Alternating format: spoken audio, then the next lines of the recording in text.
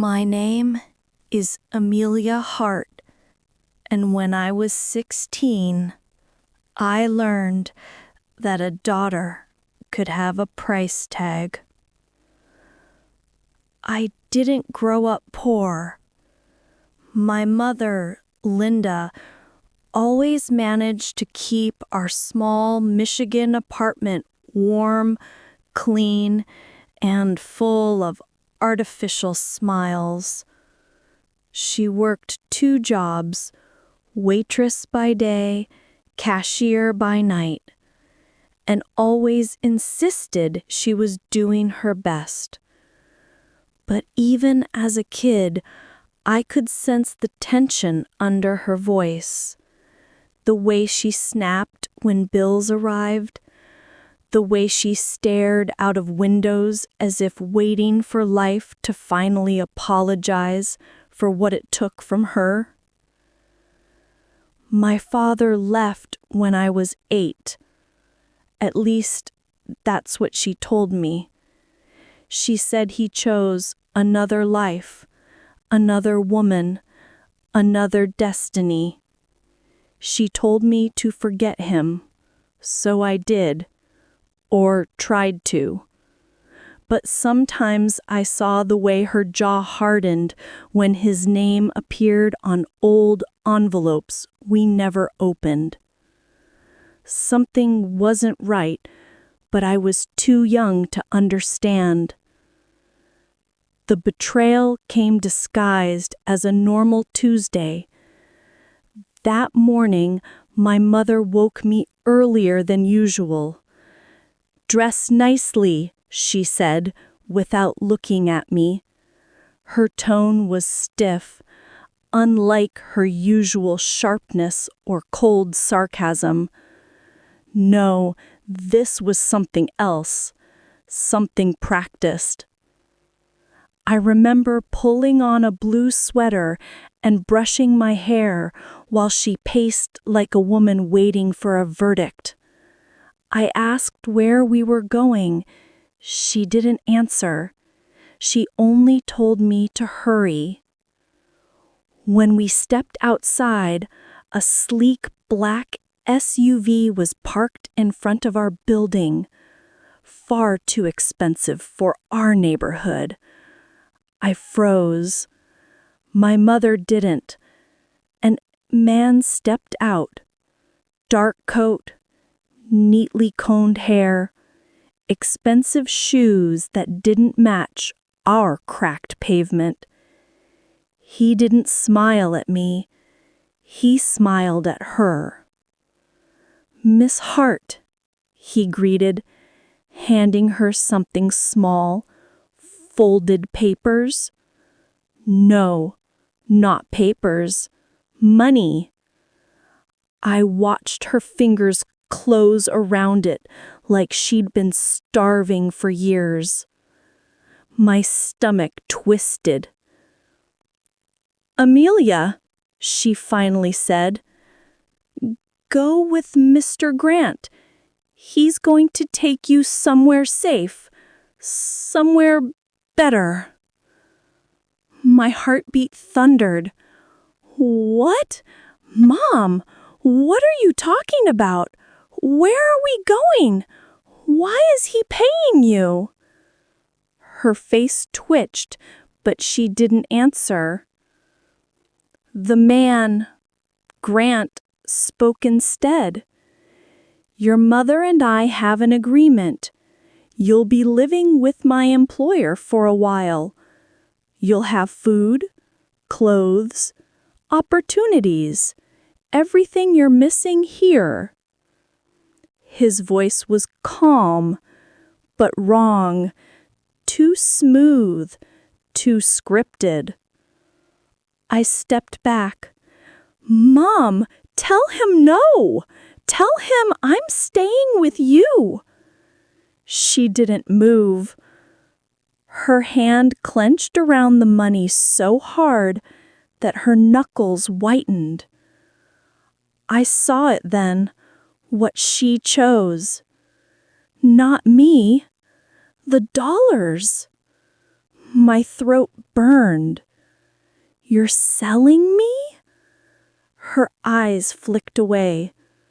The silence was the answer. Don't be dramatic. It's not like that. This is a chance for you. He's offering more than I ever could. More than she ever wanted to give. Grant took my arm, firm, not cruel. We should leave now. I screamed her name as he pulled me toward the SUV. People peeked through blinds, but no one stepped out. My mother turned away, pretending she didn't hear me crying. I stared through the tinted window as she grew smaller and smaller, standing beneath our peeling porch light, still clutching the money she traded me for. I wasn't a daughter that day. I was a transaction. And I had no idea that the man waiting at the end of that ride wasn't a monster. He was the key to the truth about my father and the future that would save my life. What waited in the mansion I was taken to would destroy everything I thought I knew about my family and reveal why my mother wanted me gone. The ride to the mansion felt like an endless stretch of dread.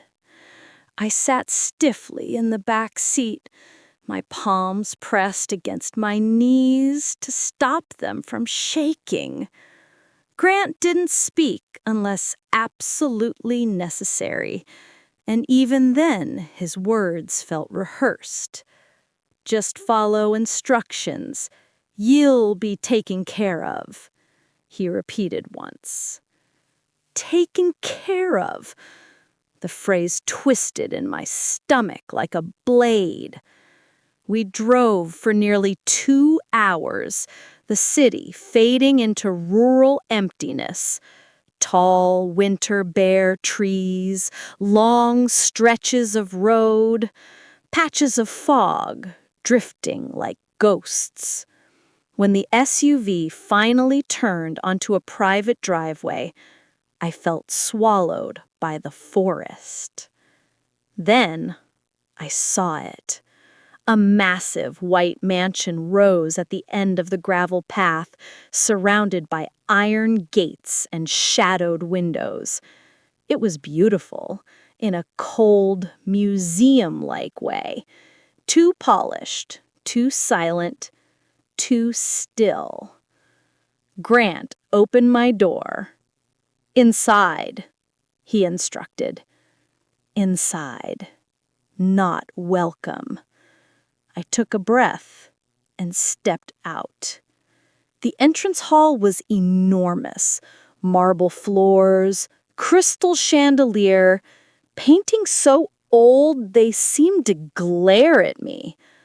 A woman in a gray uniform approached me, her thin lips tight and disapproving.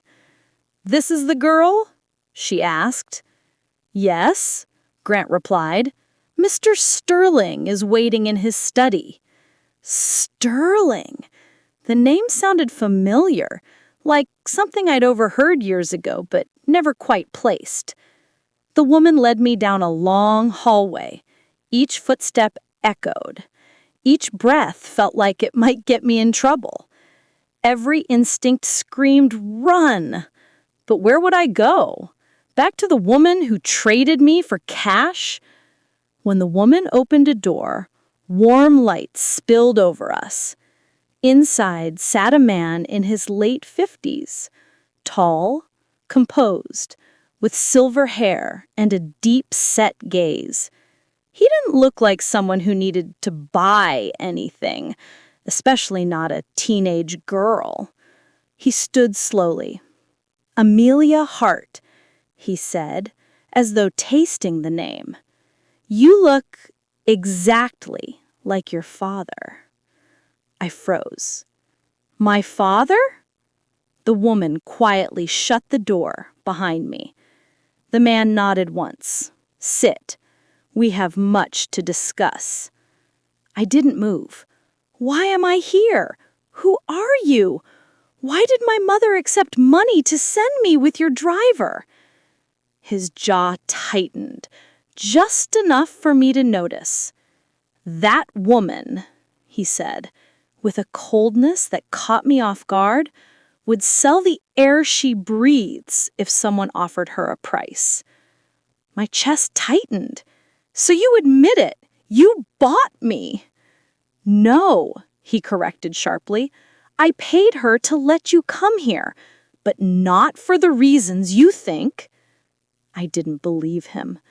"Your father," he continued, "was my closest friend. We built a company together. We built a life together.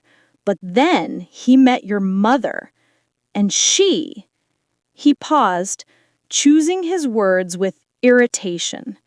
"She destroyed everything." I swallowed hard. "She told me he left us?" "He didn't leave you. He left her. And when he tried to fight for custody of you, she threatened him. She told him if he kept pushing, she'd disappear with you forever. And she did." My breathing hitched. He leaned forward. "He spent 8 years searching for you, Amelia. 8 years until his voice faltered. "Until he died." A sharp pain shot through me like lightning. "No," I whispered. "You're lying." "I wish I were." He slid a folder across the desk. Inside were photos. My father holding toddler me, smiling in ways my memory had buried. Letters addressed to me. Legal papers. Private investigators' notes. My mother had taken all of this from me. She hadn't just sold me today. She had stolen my father years before she sold me for cash. Tears blurred the pages. My life felt like a rug ripped from under my feet. "Why bring me here now?" I choked out. Sterling looked at me with a strange mix of sorrow and determination. "Because your father left something behind for you. Something your mother would have destroyed if she found it." He placed a small key on the desk. "This opens the room he prepared. Your future starts there." I stared at the key, at the man, at the truth that shattered every lie my mother ever told. The key my father left wasn't just for a room. It was for a secret powerful enough to change my entire fate and expose why my mother wanted me gone forever. For several minutes, I just stared at the small brass key resting on Sterling's desk. It didn't look extraordinary, just a simple, old-fashioned key with a faded ribbon tied to it. But the weight of it felt heavier than everything I had learned in the past hour. "My father made this for me?" I asked, my voice fragile. Sterling nodded. "He refused to believe your mother would keep him from you forever. He spent years preparing a space here, hoping you'd eventually come." I closed my fingers slowly around the key, feeling its cold shape press into my palm, like a promise, one I had never been allowed to know. Sterling stood. "Come, you deserve to see it." We left the study and walked through the mansion's long corridor. The paintings on the walls seemed to watch me, their eyes following as if measuring whether I belonged. The silence grew heavier the deeper we went. broken only by the soft click of Sterling's shoes on polished marble. At the end of a dim hallway, he stopped beside a wooden door. It looked different from the others, older, as if it had been moved from another house entirely. The brass lock was tarnished but intact. "Here," he said quietly, "this is yours." I lifted the key with trembling fingers, slipped it into the lock, and turned it. A soft click. The door opened. Warm light spilled out from the room, dust glimmering in the air. My breath caught. Inside was a sanctuary, frozen in time. The walls were painted a soft sky blue. A small bed with a white quilt sat near the window. Shelves lined the walls, filled with books, stuffed animals, framed photos of me as a toddler, toys I remembered losing, notes in a handwriting I recognized from half-forgotten birthday cards. My father's. I stepped inside slowly, afraid the room might crumble if I moved too quickly. "This," I whispered, "this was waiting for me?" "For 8 years," Sterling said gently. My knees weakened, and I leaned against the edge of the bed. My chest swelled with a strange, aching mixture of grief and belonging. The air smelled faintly of old wood and lavender, my father's favorite scent. I picked up a worn leather notebook from the shelf. My name was written on the cover. Inside were letters, dozens of them. "If you ever feel alone, remember I am looking for you. If she tells you lies about me, don't believe her. I love you. I will find you." I covered my mouth as a sob tore from my throat. My mother had hidden this entire world from me. This love, this history, this truth. Sterling rested his hand on the doorframe. "Your father never stopped fighting for you, even when she threatened him, even when the courts failed him. He built this room because he believed he would bring you home one day." My heart twisted painfully. "Then why didn't he?" He inhaled. "Because your mother didn't disappear alone. She had help." I turned sharply. "Help? From who?" He didn't answer immediately. His eyes darkened. "That's what we need to uncover," he finally said. "Your mother selling you today wasn't desperate. It was strategic. Someone pushed her. Someone who still wants something your father left behind." I clutched the notebook to my chest. What did my father leave? Sterling exhaled slowly. "A fortune, Amelia. Control of the company he built, and the documents naming you as the rightful heir." My breath hitched. I wasn't just a runaway daughter. I was the girl someone wanted erased. "But you're not safe here," he added, "until we know who's pulling her strings." The room suddenly felt smaller, the warmth dimmed by fear. I wasn't sold for survival. I was sold to remove me. Before I could claim the life my father left behind, I had to survive the web of betrayal, tightening around me, starting with the person I least expected to confront next. I barely slept that night. I lay in the room my father built for me, hugging the notebook as if it were a life vest. Every word he wrote echoed in my mind. Every memory I never got to make suddenly weighed on me like a lifetime stolen.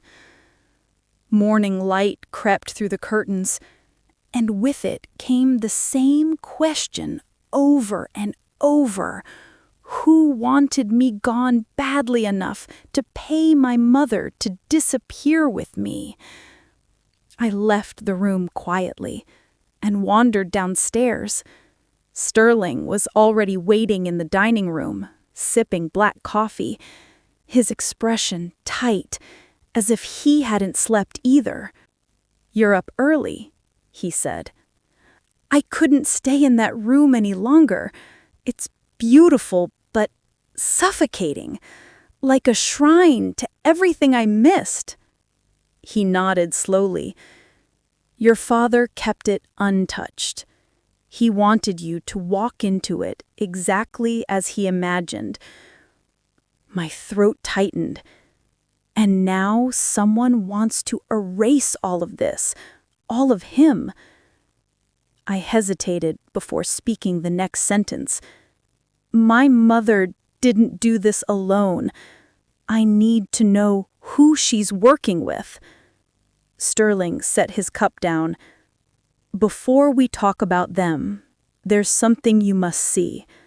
He led me to his study again, opened a drawer, and placed a thin stack of documents on the table.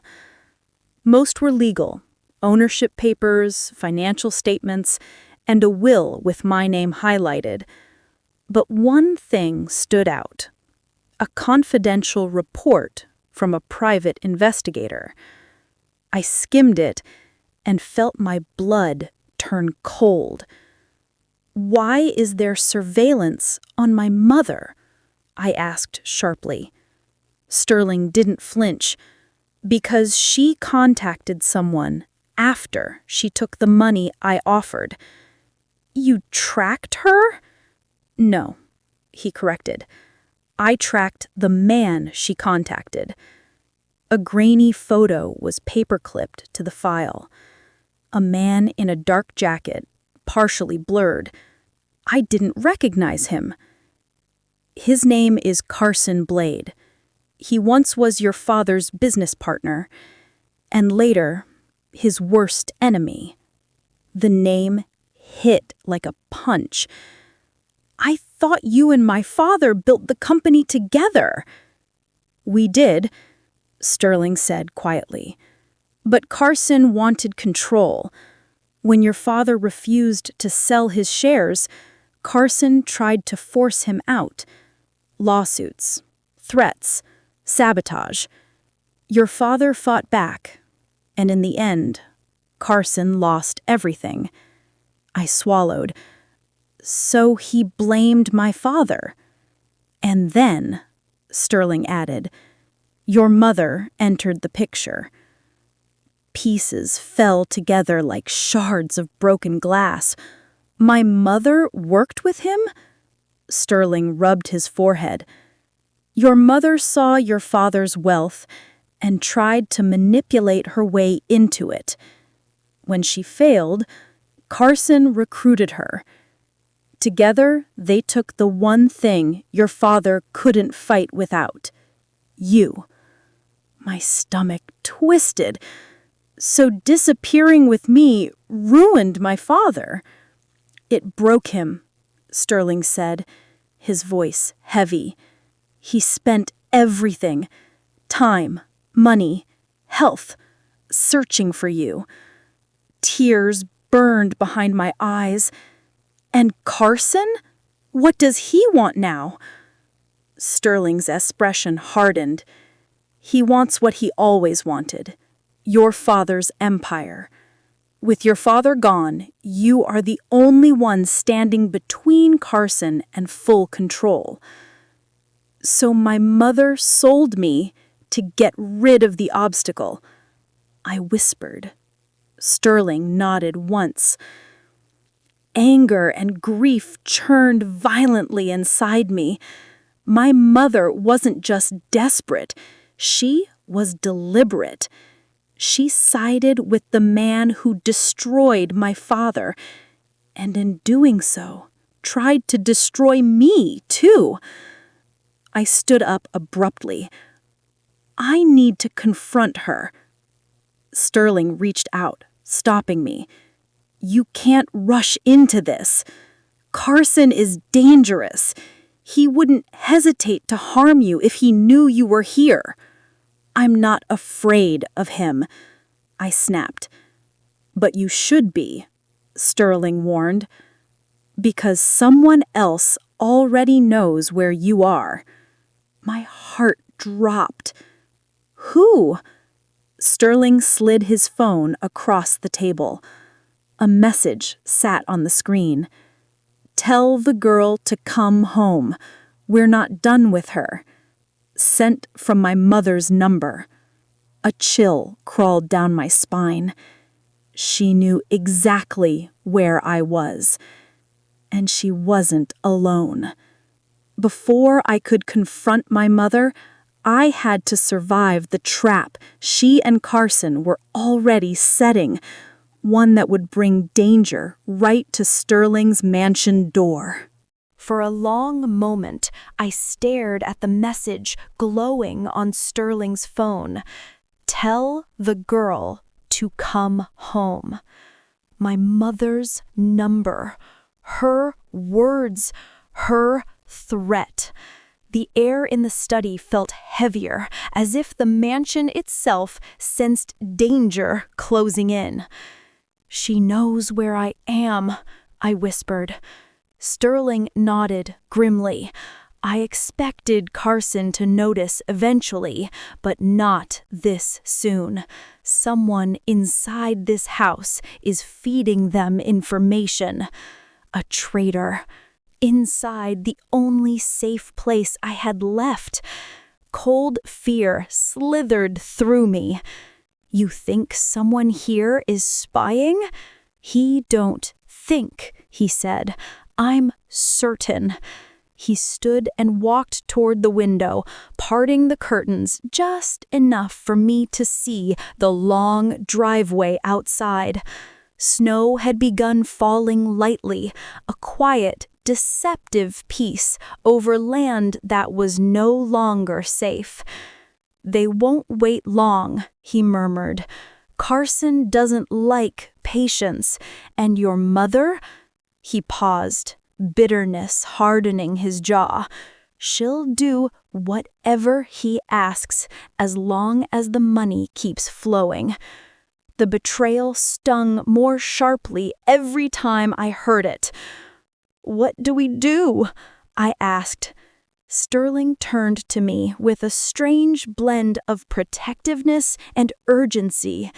First, you need to know something important. Carson doesn't just want the company.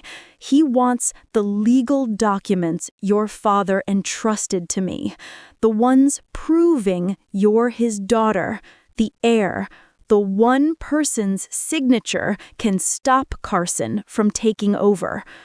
And where are those documents? I asked. In a place only I can access, but Carson knows they exist. That makes you his primary target. My pulse quickened. So if he gets to me, he wins everything, Sterling finished. We heard a sudden sound from the hallway, a soft thud, then another.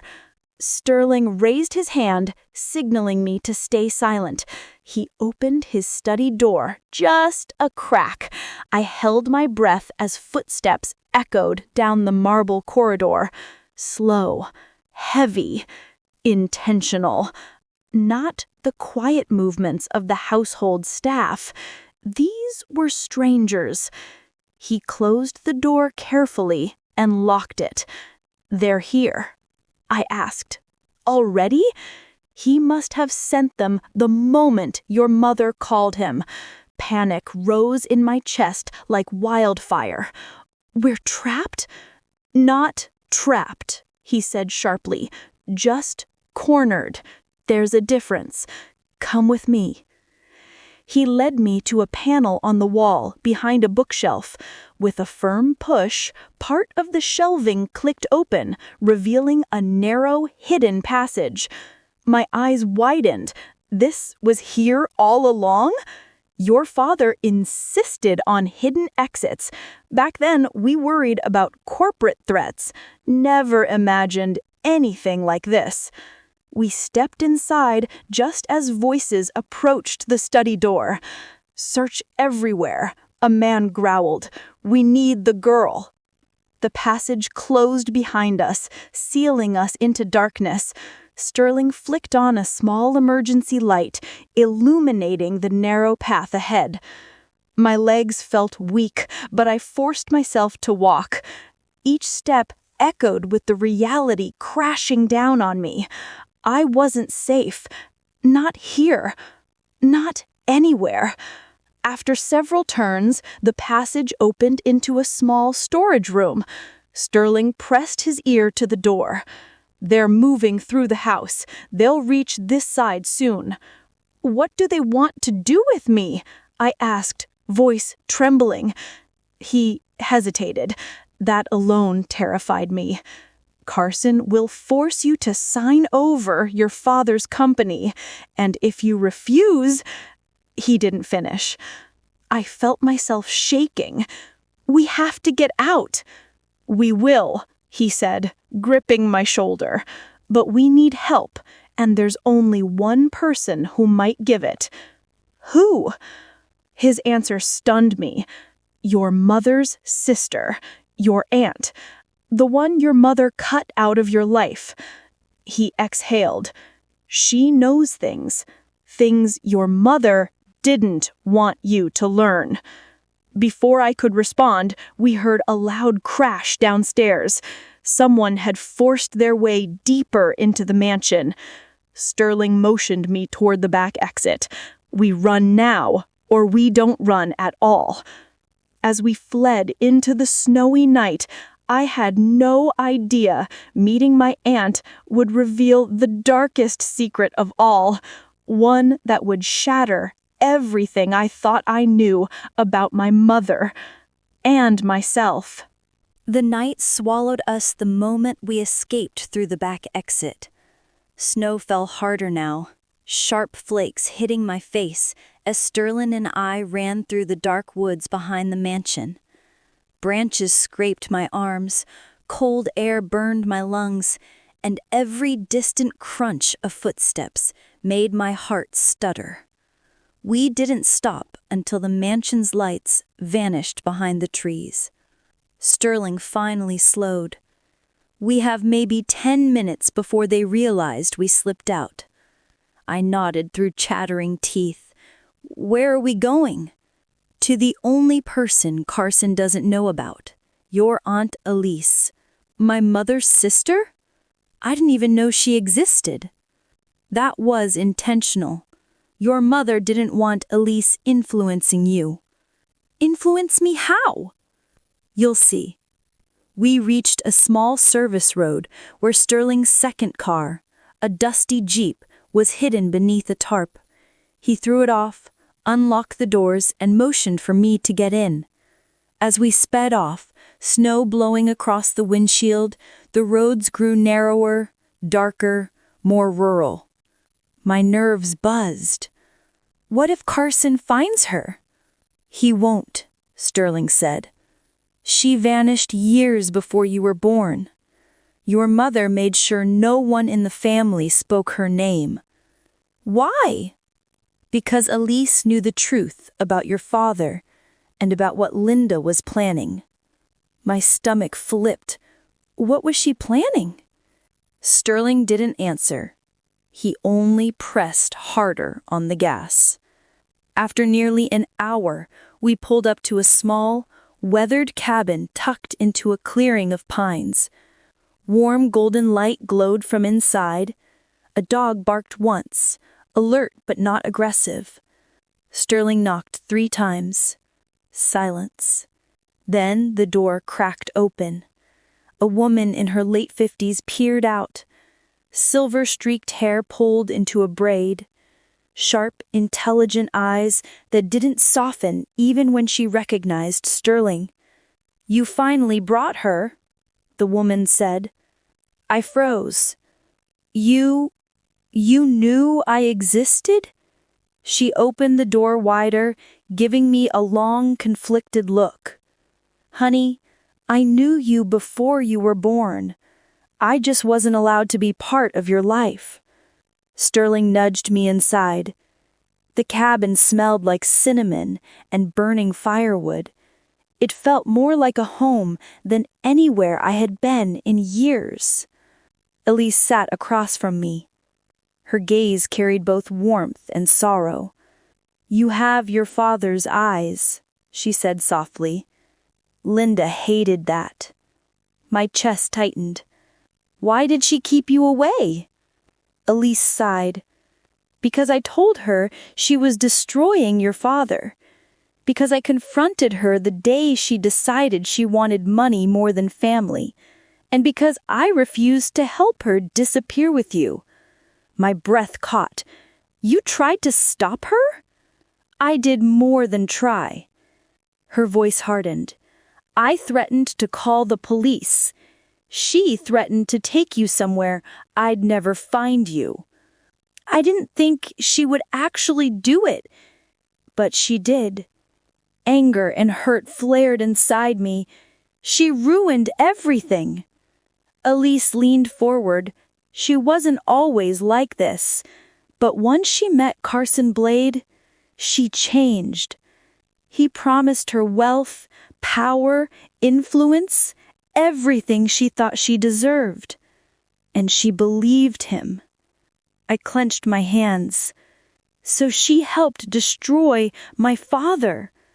Elise hesitated, her expression shifting in a way that scared me. "There's one more truth you need to know. The reason she targeted your father wasn't just greed." My heart pounded. "Then what was it?" Elise glanced at Sterling, who nodded gravely. She took a deep breath. "Because Carson convinced your mother that your father wasn't just your enemy. He was yours." I blinked, confused. "Mine?" Elise sighed, pain flickering in her eyes. "Your mother believed a lie.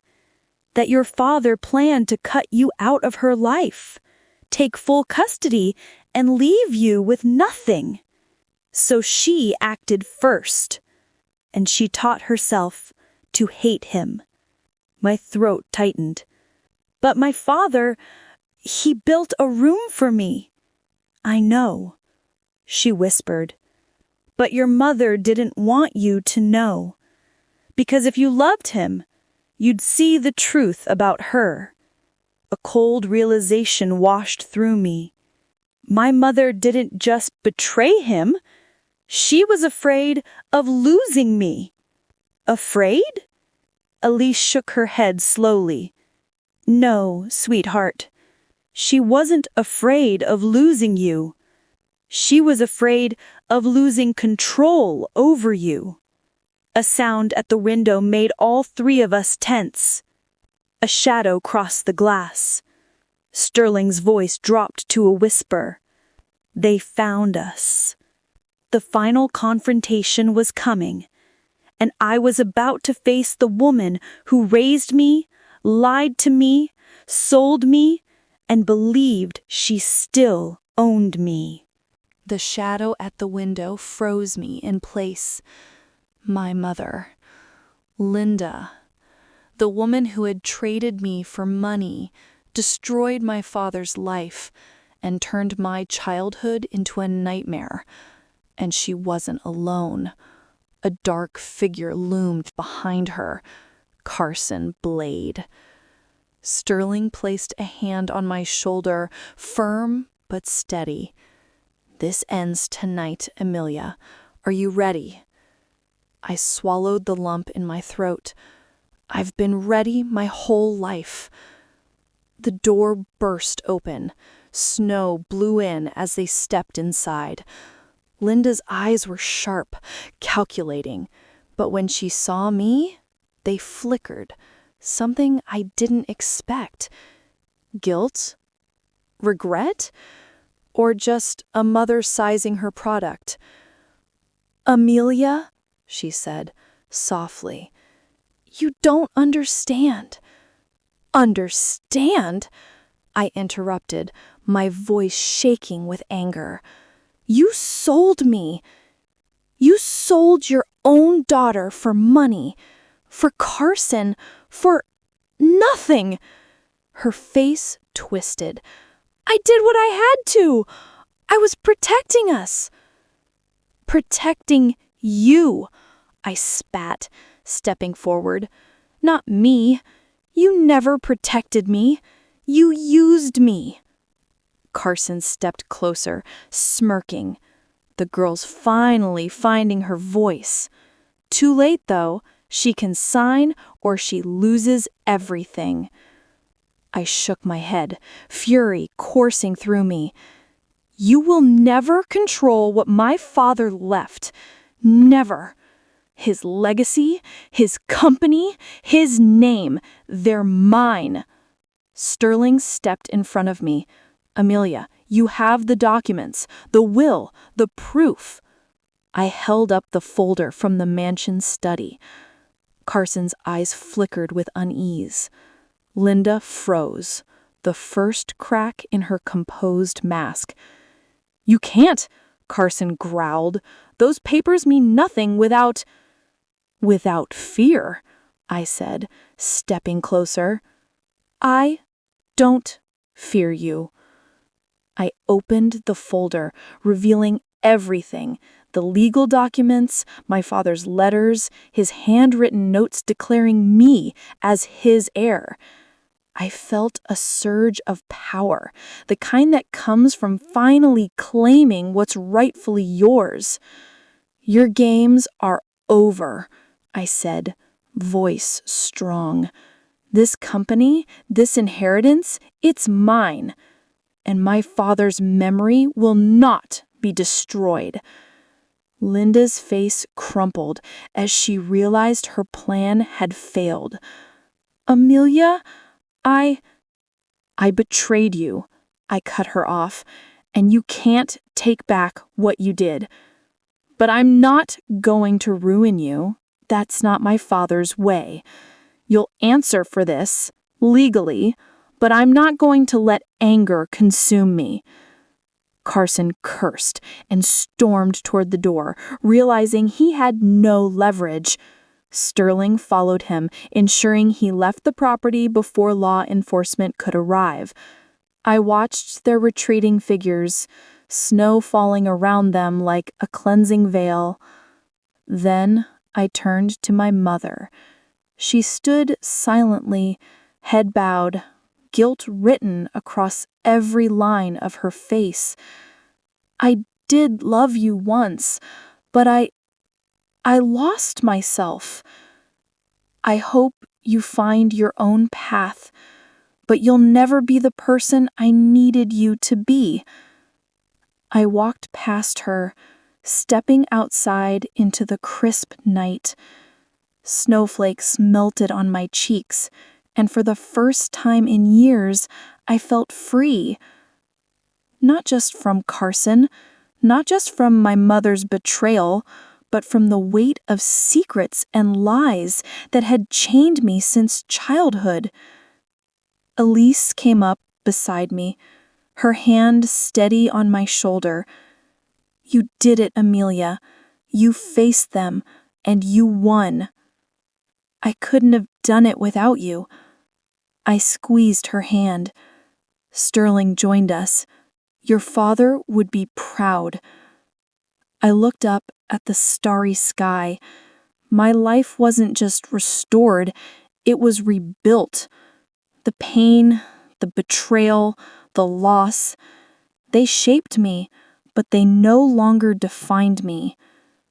I was Amelia Hart, daughter of a father who loved me, and finally, woman of my own destiny.